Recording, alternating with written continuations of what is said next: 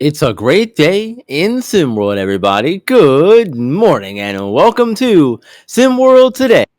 I'm B-Ron, and joining me again in the co-host chair this morning is Maestro. Maestro, good to have you with me again, my friend. Great to be here, my man. Thank you for picking me up this morning. And I don't know how you got my pants on, but I really appreciate that. Maestro, let me just say, man, it's good to have you here as always. And I know that you enjoy being a part of what we do here in SimWorld. So good to have you here on the show with me this morning. Let's get going, shall we? The brave Chris Sale ends up bringing home the Cy Young Award this season, and this is his first one. Uh, it's his first one, and was some time here, and he had a pretty good season for the Braves to win that Cy Young Award. He got 26 first place votes as well, so that's a pretty dominant look there. 35 years old, finished 18-3, 2.3 ERA here, and 225 strikeouts. Also led the National League in wins. And there were some names on this list too. Like Clayton Kershaw and Justin Verlander. They both did it in 2011, where they won the Triple Crown award. He had a good season, Maestro. Absolutely, you sure did. And I tell you what, so let's talk about freezing cold takes, right? So you go back to when the Braves signed him. I believe it was in the middle of December, and all the tweets went out coming from people who followed the game and looked at the stats and talked about him from Boston, saying, broken down pitcher, hasn't finished the last few years, all the thing that's going on, all the injuries. What are the Braves doing? They actually, the first bad contract that they felt like the general manager for Atlanta, Alex Anthopoulos, had actually signed. So the idea here is when he comes there, he was really intended to be the number 3. Of course, the injuries happen, things like that happen. He ends up becoming their number 1. Now, I'm just going to say this. I'm going to tell you, I'm going to actually bang on the media a little bit. In his Zoom call last night after getting the award, the very first question I was asked was, well, what, you weren't able to finish the season because you got injured. Is that going to be something in the future? Not the fact that he had one of the best seasons of a pitcher in a while, and the fact that left out in the story is, and because I'm old, I like the history part, right? I think he's the 5th or 6th oldest person to win their first award in Major League Baseball. All the others are in the Hall of Fame, from Dennis Eckersley to Earl Wynn to Sandy Koufax to oh my goodness, names like that are all in the Hall of Fame because they had those great careers, but they were not able to win their first award like this until they were in their mid-late 30s. So that says a lot about where he is, and the fact that he's healthy enough right now is a great sign for Atlanta moving forward, with the fact that they're probably going to lose Max Fried. They're probably going to lose other people. I know it's supposed to be about Chris Sale here, but the idea is he's got a chance to not only reestablish himself here in the National League, but he has a chance to do something for quite some time, at least in his part of his career, because of the fact that if he can stay healthy, he's going to be dominant as always. Yeah, absolutely, and that's the thing. If you can say dominant, because like you said, guy who's had multiple injuries since 2019, including Tommy John surgery back in 2020. Even though we know that that's not, it is a season-ending injury, but most times guys bounce back pretty well from that surgery, Maestro. But it's good, and again, you mentioned his injury history too. This is also coming off the fact that from 2020 to 2023, he only made 31 starts. Right.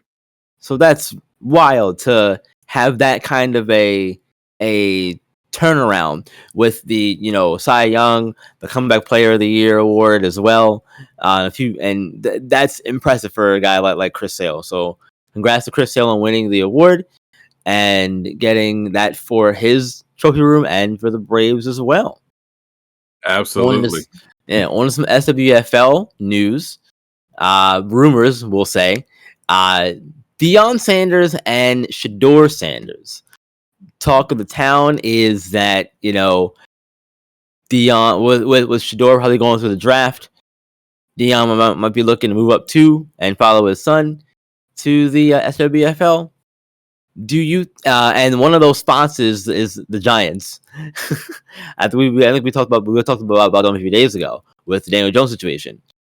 One, well, actually, no. The question is, should Coach Prime and Shador go to the Giants next season? Should Shador get drafted? But should Shador get drafted by the Giants? That's out of his control. But if he does, should Dion follow him to the Giants? I think it's more than just about Shador, B-Ron. I think it's also about the cornerback. That's also one of the best two-way players in college ball today. Yeah. So, okay. I'm just going to get this out the way.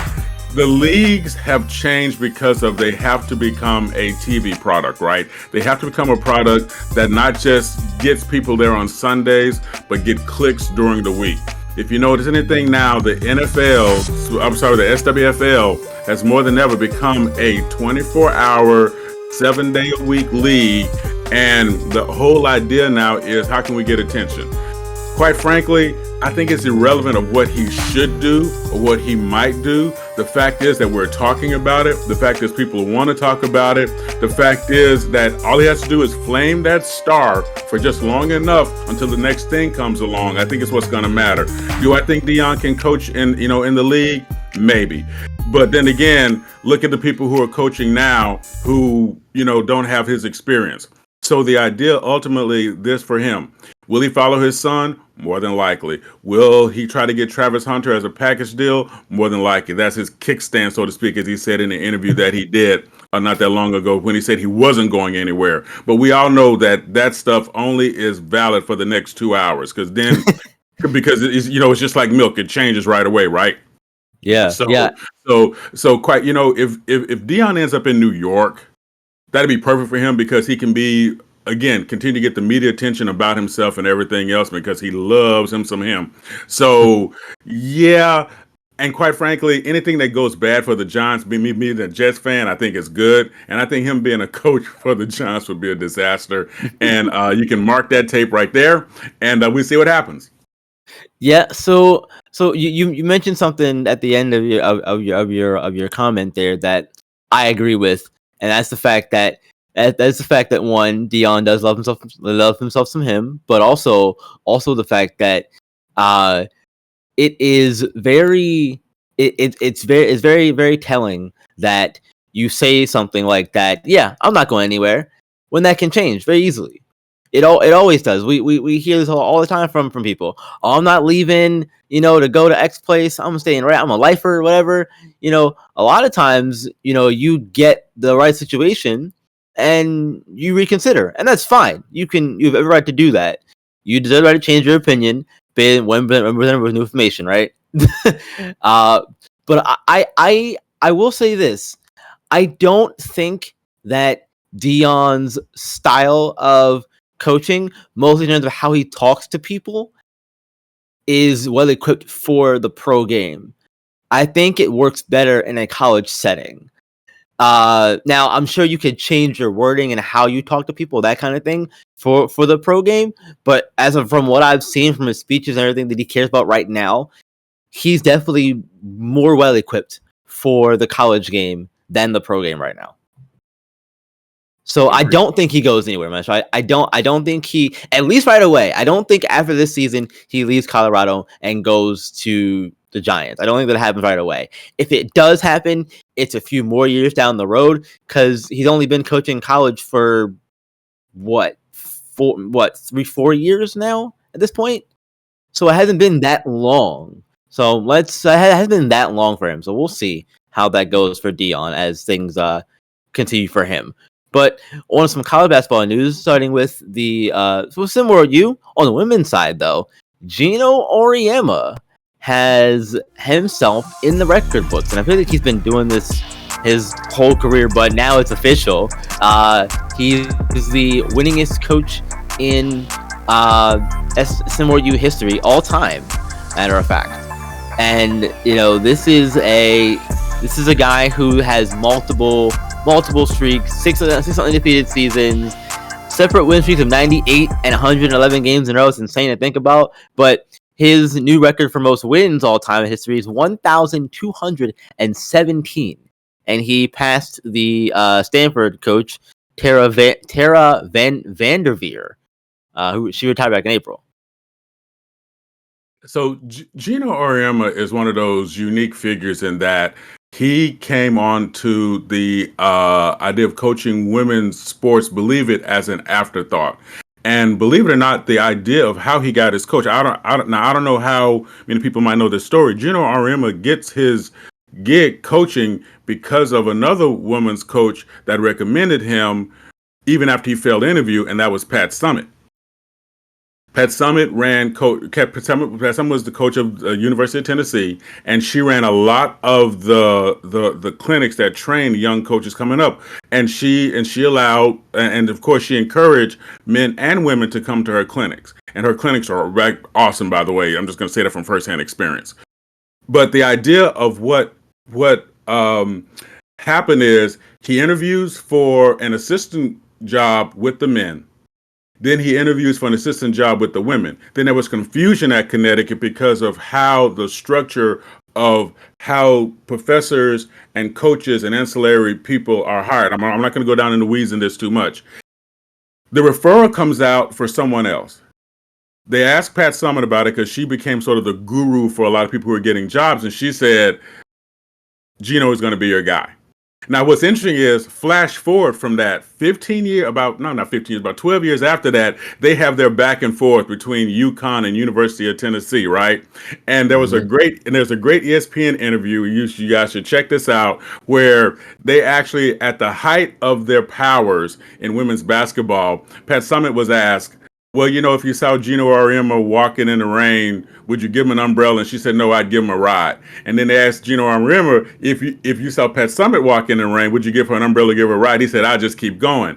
And a lot of people thought that was sort of animosity between them. And I'm going to get back to his game right now. The people that he's coached over the years have all brought that sort of intensity on the court and in the arena of basketball like no other. From Nikisha Sales back in the day, who was one of the first big stars in the SWW NBA. Also, we talk about Rebecca Lobo, Sue Bird, and we can just keep going and going and going, right? Yeah. Everyone who has played for him has been successful, not only on the court, but off the court, much like his mentor, Pat Summitt, much like Tara Vanderveer from Stanford, and we can just keep going with that. It's great to see that he was able to do that. It's great to see that he's been able to maintain that, especially with the difficulty that Connecticut has gone through now in terms of their finances. And we're not going to make this about politics or nothing like that. The reality is, for Gino Auriemma, is he has been and will remain to be a great mentor and a great supporter of the women's game. And it's really good to see him do that, no matter how you might feel about him. Right, exactly. And great minds great minds think alike, and Pat Summitt and Gino Auriemma, two of the goats of women's college basketball, and good to see Gino put himself in history books in that regard as well. So we got a couple more things here to get through, but one of the big ones in SimWorld U last night was the double overtime game between Arkansas and UNLV. Nat Hawkins set a career high and tied the SimWorld U season high in points in a game. 49 points, tied Lamarian Sherwood for that. But also, again, in the process, double overtime win, and Arkansas ended up losing that game to UNLV 102-100. This was a game that went late into the night last night, and it was worth every second of it. Double OT, insane game. Quick thoughts on this, man. So, what's really great about a game like this? You really get a chance to see three things. One, you get a chance to see how the coaches are able to organize themselves and how they're able to put the game into some sort of perspective for the players so they can go out and actualize their coaching and teachers throughout the week. The second thing is you really get a chance to see the players' stayability within their principles and base principles and how they play throughout the game. Because in something like that, when the game goes on that long and is that close, the first team or first person on the team to step out of line in terms of the principles and open up a door for the other team, it's generally the team that pays the price for it. But the absolute third thing is you get a chance to see those mental bricks being built. And that is at a certain point, and everyone here who's watching this and everyone here who's played sports know this. When you played for a certain amount of time within the game and it's back and forth and it's close, you get so tired you don't feel the fatigue anymore. You know that your body is weak and you know that you're slowed down, you know that everything else, but it becomes how strong you are in the gray matter right up here, right? So the reality for these players in playing that game is a shame, and I know this is a media thing.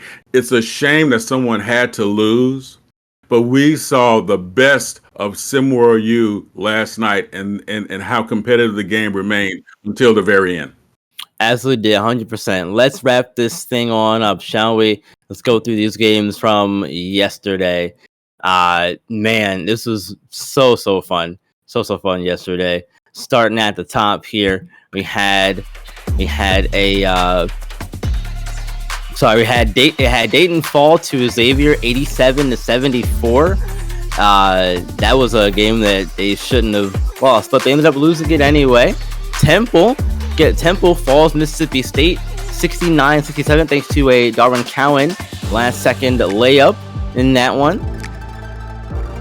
Duke blows out Boise State 86-48. Number one team, looking like the number one team in the nation, no doubt about it.